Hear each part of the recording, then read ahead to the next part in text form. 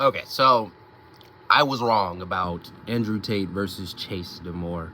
I mean, it's fine that I was wrong.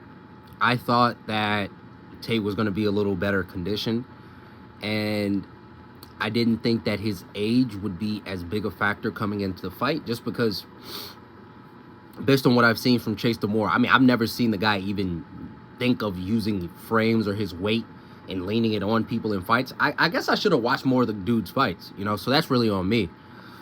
Maybe he did do that in previous fights, but from the little that I'd seen, he just sort of seemed like he swung his arms around and, he's like, I'm big, so if it lands on you. And I was like, well, against Andrew, that's not going to really work that much. What I thought would happen was Andrew Tate would use a lot more pull counters. I thought that he would find better entries on the inside.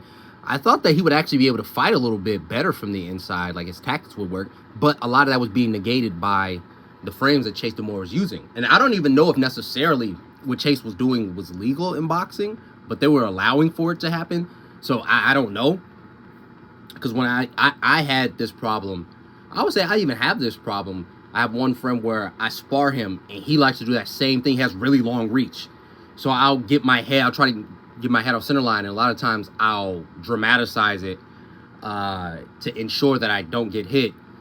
And I'll move my head a little bit too much, and it'll be a little too low, and then he'll put his frame on top of my head and just keep me there. And I talked to my coach about that, and he was like, well, that's not even, allowed. Because I was asking him, how do I get around that? And he was like, that's not allowed. He's not allowed to just put his weight on top of your head. I'm not a boxer. I'm a kickboxer, but I am in a boxing gym now. So when I heard that, and I see Chase Demoor doing what he did, I don't even know if that was legal. Because he was doing that. He was just putting his forearm. But if there are any boxers watching this, let me know. Because I don't know for sure. But, I mean, my coach said that that's not allowed. Maybe he was speaking on amateurs or something. Maybe in pros that's allowed. I don't know. But, yeah, Andrew's age clearly was showing up. And his whole theory on cigars not affecting you, I think those cigars affected you, brother.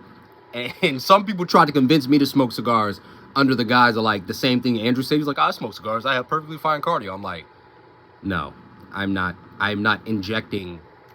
inhaling any air that's not meant to go in my lungs and then thinking that that's going to be perfectly fine.